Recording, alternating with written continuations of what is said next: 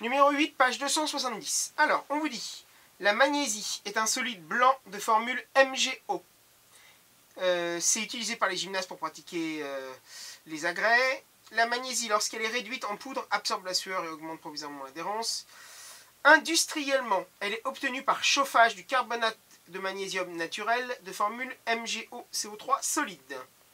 Au laboratoire, elle peut être produite par combustion du métal magnésium dans le dioxygène. On peut aussi la préparer par déshydratation d'un solide, l'hydroxyde de magnésium. Première question.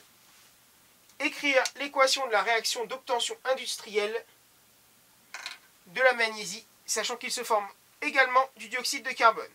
Donc on vous dit dans l'énoncé industriellement par chauffage du carbonate de calcium. Mg, donc ça c'est la question 1. MgCO3 solide donne donc de la magnésie, MgO solide, et on vous dit qu'il se forme aussi du dioxyde de carbone.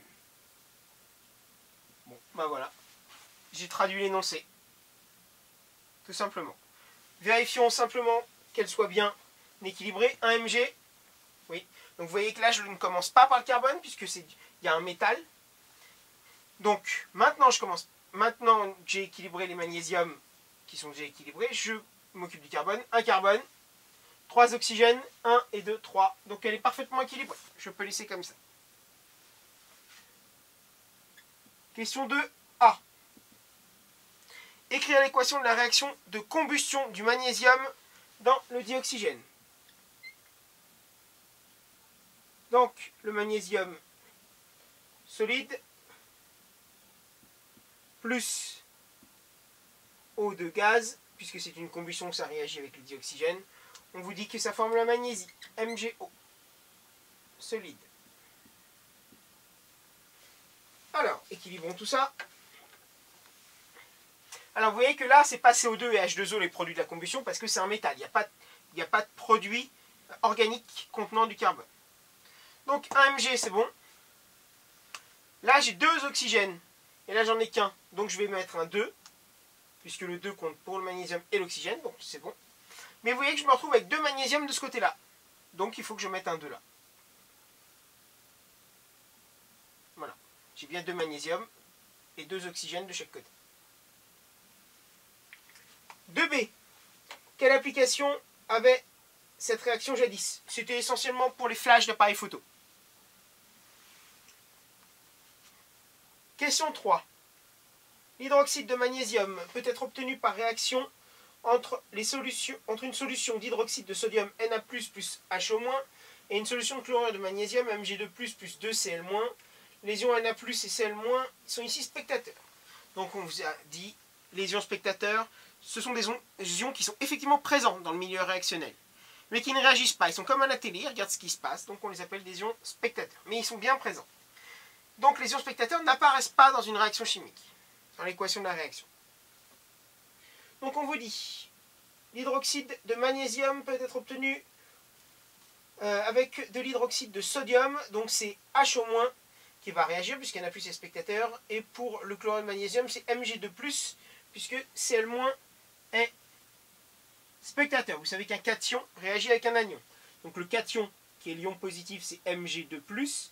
Comme tous les ions, il est sous forme aqueuse. Va réagir avec l'ion, donc hydroxyde HO-, aqueux, comme tous les ions. On a dit pour former l'hydroxyde de magnésium. MgOH 2 fois solide. Donc, comment je sais qu'il y a 2 OH? Vous savez que une molécule doit être électriquement neutre. Et ici, vous avez plus 2 en charge et moins 1. C'est-à-dire que pour équilibrer les charges, pour que ça fasse 0 de ce côté-là, il faut un 2 ici. Voilà. Et donc vous avez un Mg et 2 groupements OH. Et pour bien montrer que le 2 ici, ne concerne que le OH et pas le Mg, on met le groupe OH entre parenthèses avec un petit 2. Et on citera ça Mg OH 2 fois. Si j'avais mis le 2 ici, Le 2 aurait valu pour le magnésium, l'oxygène et l'hydrogène. Mais là, comme il ne vaut que pour l'oxygène et l'hydrogène, je le mets entre parenthèses après.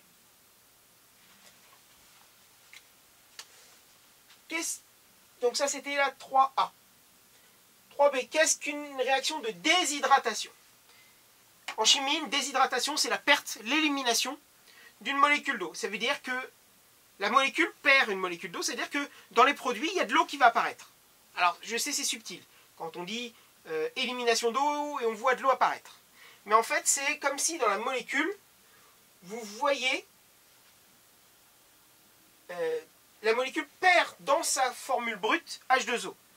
Donc, là, on vous parle de la déshydratation de l'hydroxyde de magnésium. Donc, l'hydroxyde de magnésium, question 4, l'hydroxyde de magnésium MgOH, 2 fois solide. Ici, si la molécule perd une molécule d'eau c'est H2O. Ça veut dire qu'elle va perdre ses 2 H et un des 2 oxygènes qu'elle a. C'est-à-dire que le magnésium, il va rester dans la molécule.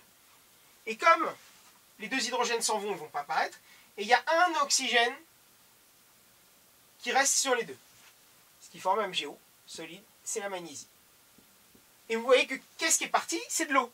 Donc, on la voit apparaître pour équilibrer la réaction. Là, on peut mettre effectivement H2O liquide. Regardons s'il est bien équilibré. 1 Mg, ok. 2 hydrogènes de chaque côté. 2 oxygènes, et j'ai bien 2 oxygènes. Elle est parfaitement équilibrée.